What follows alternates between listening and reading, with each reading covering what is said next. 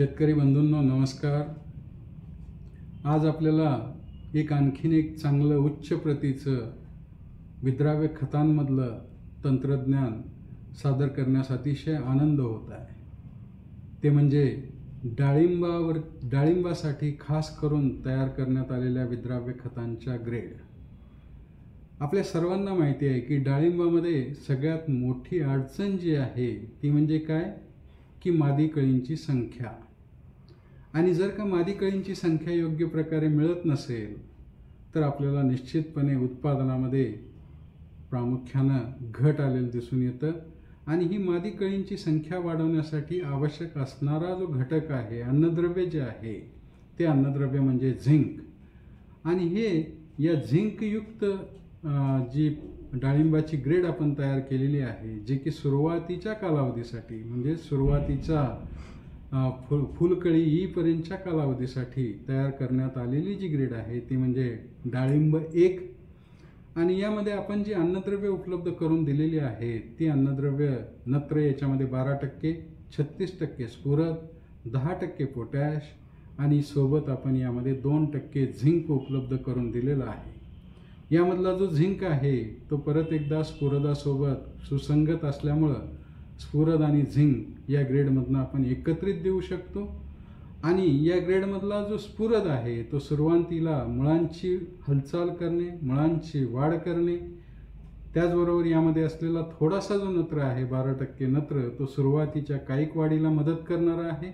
आणि यामध्ये असणारा पोटॅश हा सुरुवातीपासून उपलब्ध करून देण्याच्या दृष्टीनं म्हणजेच पाण्याचं पूर्ण झाडामधलं नियमन करण्याच्या दृष्टीनं पोटॅश अशी ही 3 मुख्य अन्नद्रव्य आणि सोबत झिंक हा चिलेटेड स्वरूपामध्ये आपण यामध्ये दिलेला असल्यामुळं सुरुवातीला जी काही रोगप्रतिकार शक्ती असेल किंवा संजीवक, संप्रेरक, उत्प्रेरक याची नैसर्गिकदृष्ट्या वाढ करणं असेल किंवा मादी कळींची संख्या योग्य प्रकारे मिळवणं असेल किंवा मादी कळीचं रूपांतर फळामध्ये झालं पाहिजे यासाठी सेटिंग योग्य प्रकारे होण्यासाठी असेल, या ग्रेडचा उपयोग आपण जर केला तर निश्चितपणे आपल्याला जे फळांची संख्या आहे प्रत्येक झाडावरची ती योग्य प्रकारे त्या ठिकाणी मिळवता येईल। आणि ती संख्या निश्चितपणे मादी कळीच्या संख्येवरती अवलंबून असते। आणि ती जर का आपल्याला मिळवायची असेल तर या डाळिंब 1 या ग्रेडचा वापर 12-36-10+2 झिंकचा वापर पहिलं पाणी सुरुवात केल्यापासून ते 100% त्या ठिकाणी फुलधारणा होऊन फळधारणा सुरुवात होत नाही तोपर्यंत या ग्रेडचा वापर हा आपण त्या ठिकाणी कमीत कमी प्रति एकरी 5 किलो, जास्तीत जास्त प्रति एकरी 7 किलो याप्रमाणे कमीत कमी 4 दिवसातनं एकदा किंवा जास्तीत जास्त 1 आठवड्यातनं एकदा अशा प्रकारे या ग्रेडचा वापर सुरुवातीला आपण करावा। त्यानंतर डाळिंब 2 नावाची जी ग्रेड आहे ही डाळिंब 2 नावाची ग्रेड आपल्याला प्रामुख्यानं फळांचा विकास करण्यासाठी आपण दिलेली आहे।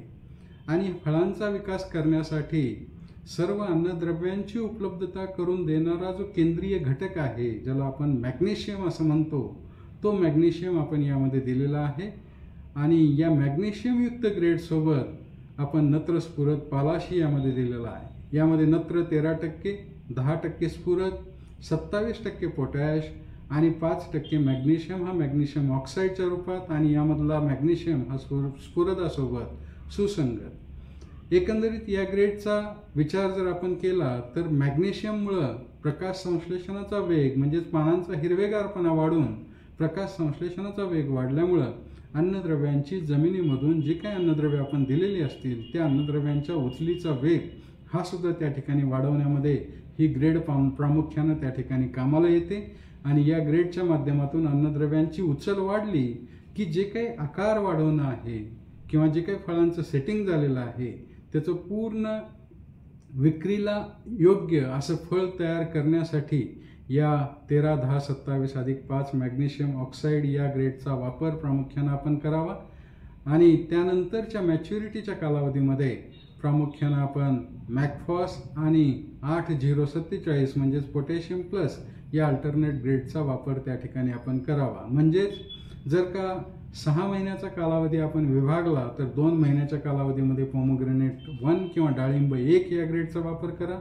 नंतरच्या 2 महिन्याच्या कालावधीमध्ये डाळिंब 2 या ग्रेडचा वापर करा आणि शेवटच्या 2 महिन्यामध्ये साधारणतः मॅकफॉस म्हणजे 0,5518 अधिक 7 मॅग्नेशियम ऑक्साईड आणि पोटॅशियम प्लस म्हणजेच 8,047 अधिक 7% गंधक असणारी ही ग्रेड अल्टरनेट वापर शेवटच्या 2 महिन्यात करून एकंदरीत पूर्ण डाळिंबाचं अन्नद्रव्य व्यवस्थापन आपण त्या ठिकाणी करू शकतो.